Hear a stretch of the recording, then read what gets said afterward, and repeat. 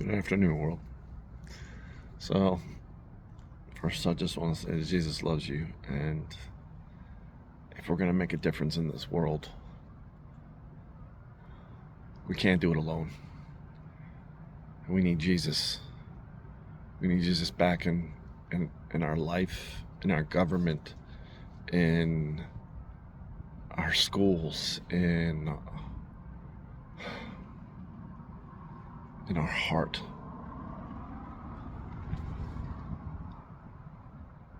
COVID opened my eyes to something, and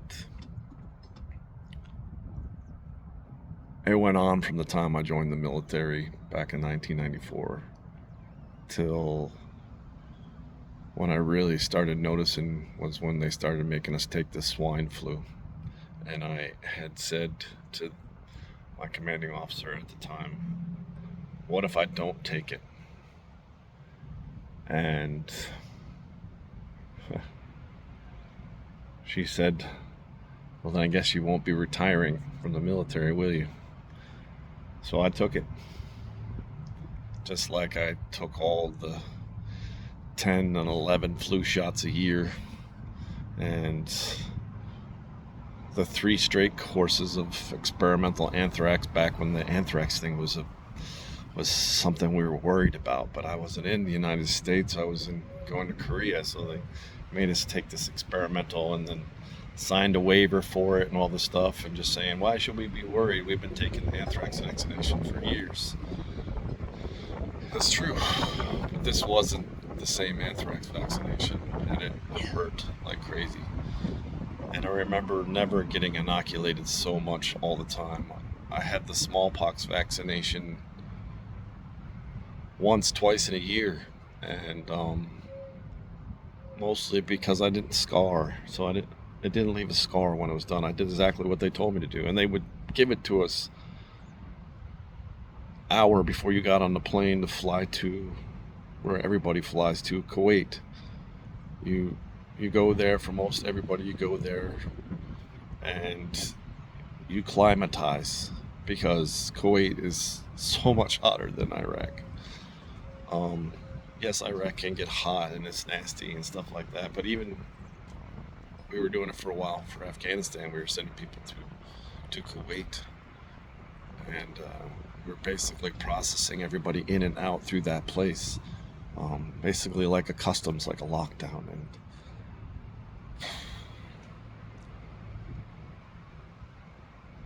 we were literally being inoculated all the time, and I had never been more sick. And it's like my first time I went to battalion back in like 96. They pulled my wisdom teeth, even though they had nothing to do, and they hurt, like literally cut open the inside. I had stitches and all. It's a horror story, yes, I know, but this is what I'm trying to say to you. We did the same thing in Vietnam, napalm, Ancient Orange, all this stuff. We were all doing all this stuff because it was supposed to help us. But literally sat around when COVID happened. It was like, oh, you can't travel, you can't do all this. So I inoculated my young son. I told my family to take this stuff, and I stopped after the first thing. And I said, you know what? If they don't want me to travel via plane, fine. I've already been on enough planes in my life. And then I started realizing, then I started watching, there's so much information on YouTube and other things that you get lost because none of it is verified. Most all of it isn't verified. There's a lot of stuff that is there, and you're just like, is anybody seeing what I'm seeing? Look at the Gulf War syndrome. We understand what that was doing. It was causing chronic headaches, chronic skin conditions, all these neurological diseases. Like, we had this huge influx in the military, we had this huge influx of, what's that skin rash? Like, it's like gives you scales and it makes it itchy and they can give you more steroids to get rid of it, all these things, and it only works for a time. Just like diabetes now, we're having people that are becoming resistant to insulin, like literally the last thing they can do. If people are becoming resistant to antibiotics, the problem with antibiotics is the fact that it kills the good bacteria too. And if we don't have a structure where we're feeding our children healthy and we're doing all this stuff, we inoculate our kids like crazy so they can go to school with other kids that are inoculated.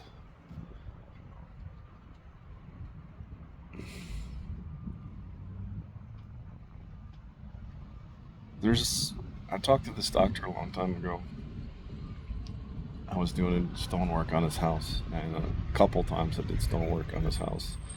And he said they had already known, the government had done an investigation on it and found out a lot of the problem was the fact that we were drinking like Diet Coke and Pepsi over there, and the extreme heat and the cool and everything from being left out, and you're drinking a hot Diet Coke and Pepsi and stuff like that, the literally the fake sugars in them to make them diet were doing crazy damage to our body, and we were getting this.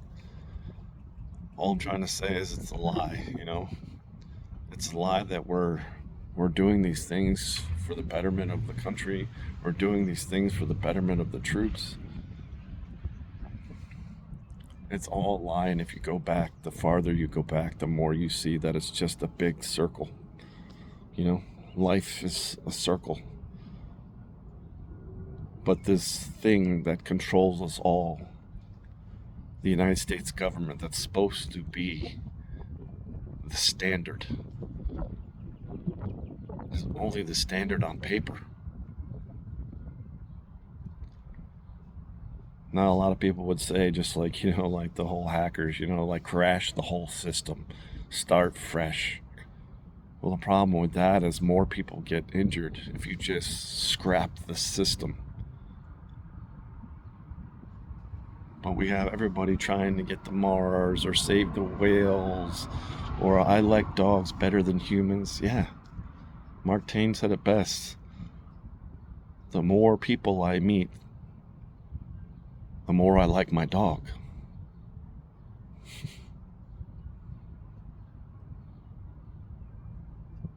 But dogs are one of those creatures that if you assert your dominance, whether it's good or bad, toxic masculinity or not, if it's not focused in the right direction, that dog will follow you and do things for you that aren't right. Just as it would do for somebody that was doing things for the right. It doesn't make sense to me that we're more willing to point the finger at everybody and not believe in God. But if we look back in the history of things, where we got most of our laws from was from society that refused Jesus, a religion that refused Jesus, but said they believed in God.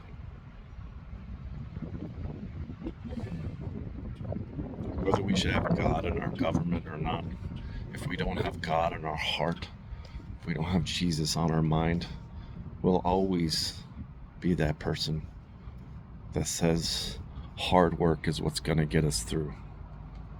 But Jesus didn't say that.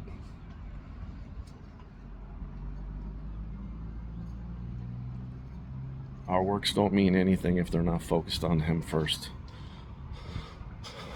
If we set up our treasures in heaven, then everything here on earth won't matter.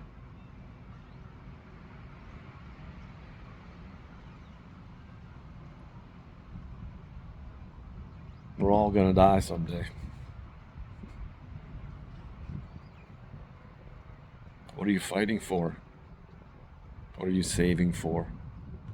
What are you collecting for. Because I tell you what, even if you're one of those people that can back your money with gold and silver, what is gold and silver at the end of the day?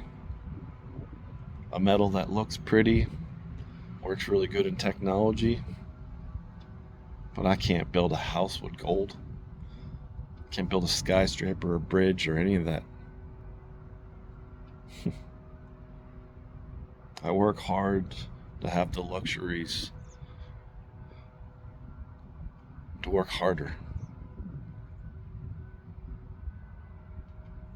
Before electricity, there was fire. It heated, it comforted, it helped to regrow. Ash is really good in soil. We use ash in water well drilling. So the water we're pumping down, it is in a neutral pH. It doesn't disturb the aquifer.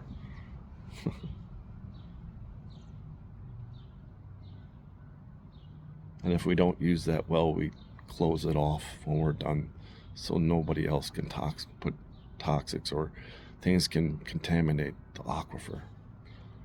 How come we don't do that with oil? We drill for oil the same way we drill for water. Just think about what you're doing. Know that this all is just a circular thing waiting to collapse. But while we're waiting, we can make a difference through Christ. You don't need works, but if you ask me, if you know Christ, you should be working real hard to know Him better. To tell people around you. Don't stand on the street corner and videotape yourself preaching to people and saving people and all that, things like that. Get out there and work. Take care of your family. Give unto Caesar what belongs to Caesar. Give unto the God what belongs to God. Stay strong, world. You no longer have to be a slave to this world, to sin. You no longer have to be scared. Fear and being scared are different. I fear God. I'm not scared of Him, because I work for Him. And because of Jesus, I can see the light through the darkness.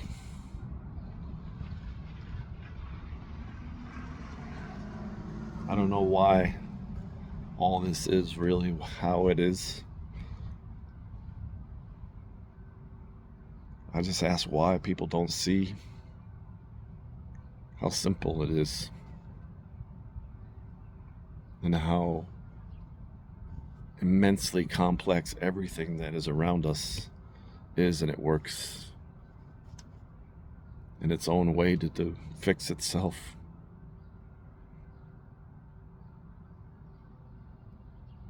Because it trusts in what it does not worry about. It trusts in the fact that it is. It's here and it just lives. And God will work the rest of it out. Have a good day. Stay strong in Jesus. Or if you were the only one or the last one, He still would have died on that cross for you. Stay strong, world. One love is Jesus.